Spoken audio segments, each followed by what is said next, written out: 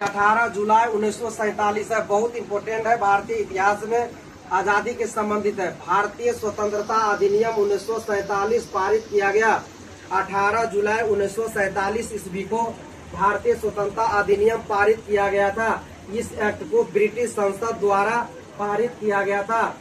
British संसद में पारित किया गया, क्योंकि ब्रिटिश के गुलाम थे हम लोग, अंग्रेज के गुलाम थे हम लोग, तो ब्रिटिश संसद में भारतीय स्वतंत्रता अधिनियम को पारित किया गया था। इस एक्ट के पारित होने से ही ब्रिटिश भारत को दो भागों यानी भारत और पाकिस्तान में विभाजन कर दिया गया।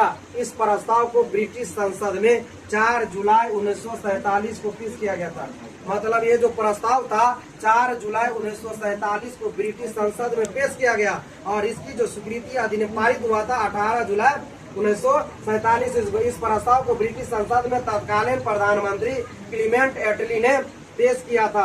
पेश करने का काम भारतीय स्वतंत्रता अधिनियम पेश किया था तत्कालीन प्रधानमंत्री क्लीमेंट एटली ने। 4 जुलाई 1947 को पारित हुआ था। 18 जुलाई 1947 ईस्वी को यह विधेयक ब्रिटिश संसद के दोनों सदन, जिस तरह भारत में 2 सदन है, लोकसभा और राज्यसभा, उसी तरह ब्रिटेन में भी 2 सदन है ना। लोकसभा जहाँ भारत को कहते हैं वहाँ लोकसभा को कहा जाता है हाउस ऑफ कॉमन्स और राज्यसभा को कहा जाता है हाउस ऑफ लॉर्ड्स। यहाँ पर यह विधेयक ब्रिटिश संसद के दोनों सदन हाउस ऑफ कॉमन्स और हाउस ऑफ लॉर्ड्स से पारित होने के बाद ब्रिटिश राजा, जिस तरह अपने यहाँ ब्रिटिश राजा जॉर्ज सष्टम ने स्वीकृति दिया था, जिस तरह भारत में संसद के दोनों सदन से पारित होने के बाद राष्ट्रपति के पास जाता है हस्ताक्षर होने के लिए, तब पूरे देश में कानून हो जाता है। उसी तरह ब्रिटेन में दोनों सदन से पास होने के बाद वहाँ के राजा का साइन होता है और उस समय राजा थे जॉर्ज सष्टम।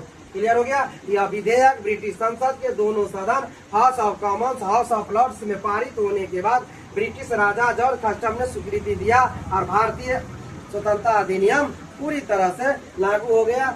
नोट करके लिखा हुआ यह एक्ट 15 अगस्त 1947 ईस्वी से लागू हुआ।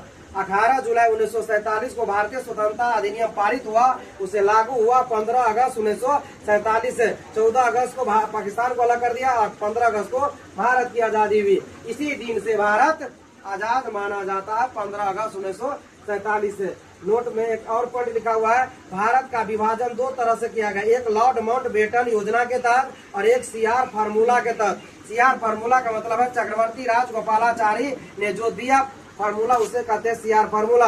1944 ईस्वी में क्लियर। लॉर्ड माउंटबेटन है 1947 में। तो भारत का विभाजन 2 तरह से हुआ, एक योजना और एक फार्मूला।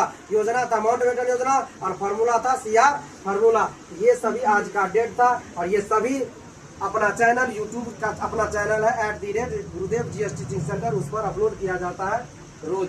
क्लियर। आप लोग देखिए, लाइक कीजिए और अपने ज्ञान को बढ़ाइए। बहुत बहुत धन्यवाद।